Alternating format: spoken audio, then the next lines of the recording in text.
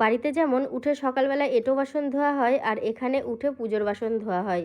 কারণ ওই সন্ধেবেলায় করে যখন পুজোয় বসা হয়, তারপরে এখানে আস্তে আস্তে রাত হয়ে যায়, তখন আর এই থালা বাসনগুলো ধোয়া হয় না।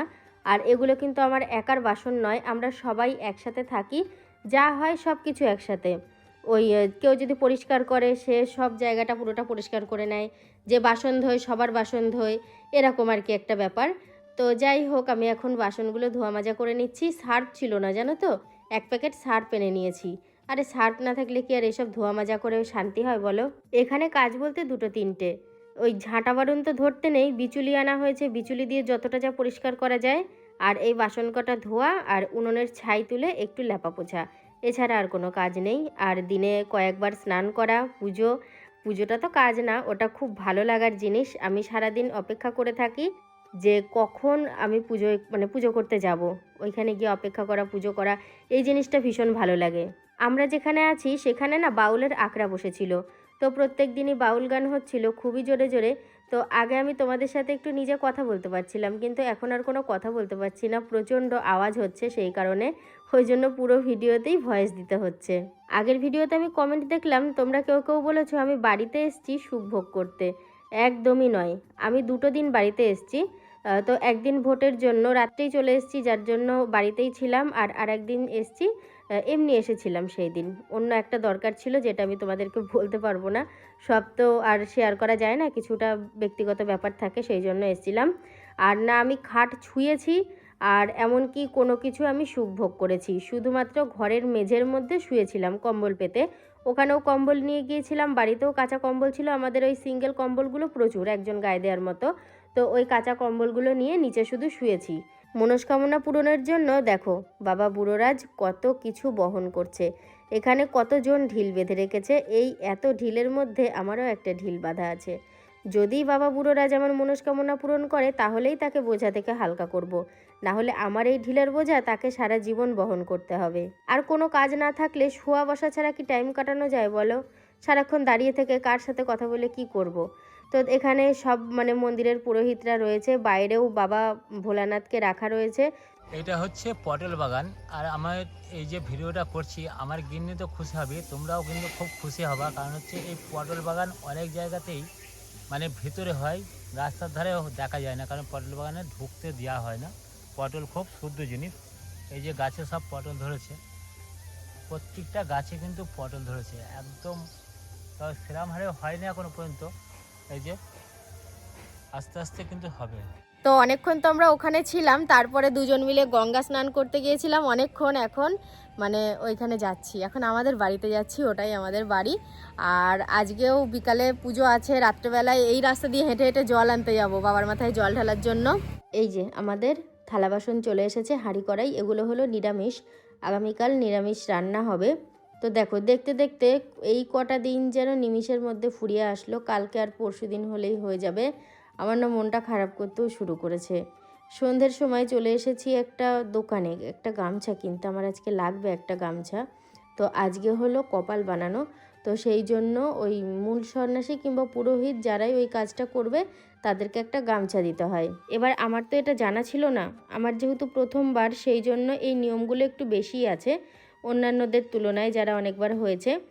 তো সেই কারণে কিনে নিলাম, আর আমার কর্তাও এসেছে আমার সাথে, ও আর আমি দুজনে মিলেই কিনলাম। গতকালকের ভিডিও তোমরা দেখেছো, ফল ছিল, আর ফলের পরের দিন নীল হয়। কালকে রাত্রে একটু ফল খাওয়া দাওয়া হয়েছিল। আর নীলের নিয়ম হচ্ছে সারাদিন জলটুকুও খেতে নেই, কিন্তু আমরা নতুন যারা আছি তাদের ক্ষেত্রে একটু ব্যতিক্রম, আমরা বাবার চান জলটা খেতে পারবো, আর একটু জল মুখে দিতে পারবো, যাতে করে ভবিষ্যতে যখন আবার হব, তখন যদি আমি একদম থাকতে না পারি, খুব কষ্ট হয়, তখন জলটা খেতে পারবো। আর আজকে যদি জল খেয়ে না রাখি, তাহলে কিন্তু এই লাইফে যতবার আমি সন্ন্যাসী হব, ততবার জল খেতে পারবো না। তো দেখো হাজার হাজার ভক্তরা আসতে শুরু করেছে, আর ভক্তের সংখ্যা বেড়ে গেছে। আমরা যখন কামিয়েছিলাম তখন ছিল 7-এর কামান, 7 দিনের ব্যাপার ছিল। আর তারপরে 5-এর কামানের পর যেন সন্ন্যাসী আরও বেড়ে গেছে। এই সময়টাই তো বেশি ভালো লাগে মন্দিরে, পুজোর জন্য বসা, অপেক্ষা করা, মন্দিরে আসা। আর অনেক ভক্ত, প্রচুর ভিড় হয় জানো তো, একটু সাবধানে মন্দিরের ভেতর ঢুকতে হয়। এক দফা পুজো হয়ে গেছে, একটু হালকা হতেই আমরা পুজো করতে বসেছি। তবে বাবার মহিমা অপরিসীম, এতে কোনো কষ্ট নেই, মানে একটা পিঁপড়ে কামড়ালে যতটুকু লাগে তার থেকেও অনেক কম লেগেছে। বাবার চরণে এসে তো একটা আলাদা রকম শান্তি আছে, বাবার আশীর্বাদ পাচ্ছি, দিনগুলো খুব ভালো কাটছেও। আর তার পাশাপাশি আর একটা জিনিস যেটা আমার খুব ভালো লেগেছে, অনেক বন্ধুদের সাথে দেখা হয়েছে যারা আমাদের ভিডিও দেখে। প্রচুর প্রচুর বন্ধু রয়েছে এখানে, কারণ সবাই তো অনেক জায়গা থেকে এসেছে, তো তাদের সাথেই দেখা সাক্ষাৎ হয়েছে, অনেকের সাথে ভিডিও করেছি, ফটো তুলেছি। কীরকম একটু অবাক লাগছে না? কোথা থেকে যেন কোথায় চলে আসলাম। আমি তোমাদেরকে বিষয়টা একটু ক্লিয়ার করে বলি। আর আমি বলছি তার একটা কারণ রয়েছে। আমি কিন্তু বাড়িতে চলে এসেছি, জামালপুরে যে সন্ন্যাসী হতে গিয়েছিলাম সেখান থেকে বাড়িতে চলে এসেছি।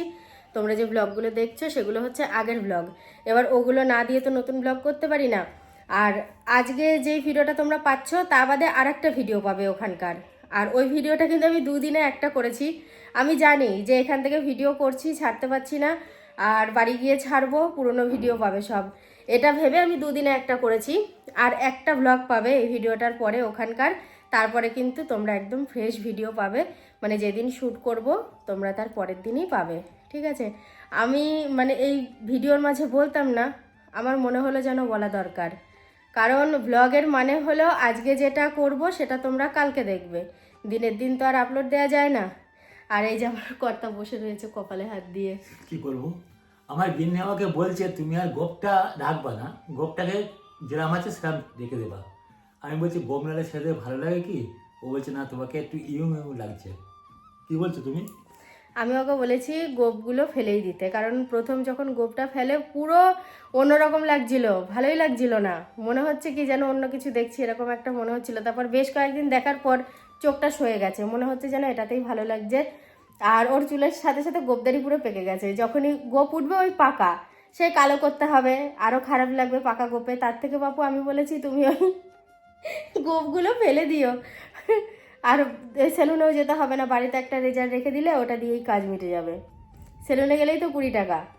আমি তোমার কথাতে একা রাখবো না, বন্ধুরা যদি কমেন্টে জানায়। আচ্ছা, তোমার মুখটা একটু ভালো করে দেখে নিক এখন এই গোপ ছাড়া। বন্ধুরা যদি একটু কমেন্টে জানায় যে সায়নদাকে গোপ ছাড়াই ভালো লাগছে, তাহলে আমি তাই রাখবো। আর যদি মনে করে না গোপ দিয়ে ভালো লাগছে, তাহলে গোপ রাখবো। তোমরা কিন্তু কমেন্ট করো। আর আরেকটা কথা, আমি বাড়ি এসে এই কথাটা না বললে যেন আমার ভাল লাগছে না।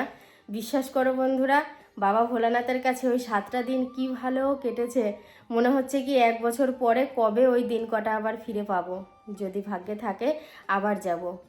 ওই যে হ্যাঁ, এক পোশাকে নির্জলা সারাদিন উপবাস থাকার পরে মানে একটু কষ্ট বলে মনে হয়নি। বাড়িতে একবেলা না খেলে ছটফট করতাম, আর ওখানে সারাদিন না খেয়েও কিচ্ছু মনে হয়নি, কিচ্ছু না, আমার খুব ভালো লেগেছে।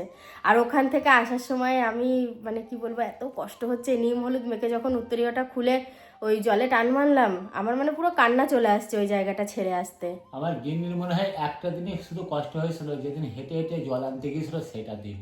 হ্যাঁ, হেঁটে হেঁটে যেদিন আমি জল আনতে গিয়েছি পূর্ণিমার দিন, সেদিন হাঁটতে কষ্ট হয়েছে। তাও কষ্টটা হতো না, ওর পায়ের তলায় কিছু কুলাটি আছে, সেই কুলাটিতে পাথর পড়ছিল, তার জন্য হ্যাঁ, কষ্ট হচ্ছিল। আবার তার আগের দিন দেখো কি হয়েছে, এই প্রথমে পাথর ঢুকেছিল, সেটা বের করে ওখান দিয়ে আবার কাঁচের টুকরো ঢুকেছে। তো যাই হোক, ওগুলোয় কোনো সমস্যা হয়নি, মোটামুটি বাবার আশীর্বাদে সব কিছু ঠিকঠাক হয়ে গেছে। আমার বর বলে কি তুমি বাড়িতে থাকো এত, তোমার খাবার প্রতি টান, তোমার দেখো ওখানে কিছুই হয়নি, তাই না? একদম ঠিকই তো, আমি তোমাকে বারবার বলছিলাম। তো আজকে হচ্ছে মঙ্গলবার, আজকে মঙ্গলবার। তোমরা যে ভিডিওটা দেখছো মঙ্গলবারই দেখছো। আজকে কথাগুলো বললাম এই ব্লগে, আজকের দিনের কথা আজকেই শুনতে পেলে। আর আমি এই কথাটা বলতাম না, এখনও আর একটা ব্লগ যাবে, আগামীকাল একটা ব্লগ যাবে, তারপরে তোমরা একদম ফ্রেশ ব্লগ পাবে, কেমন? তো চলো এখন টাটা।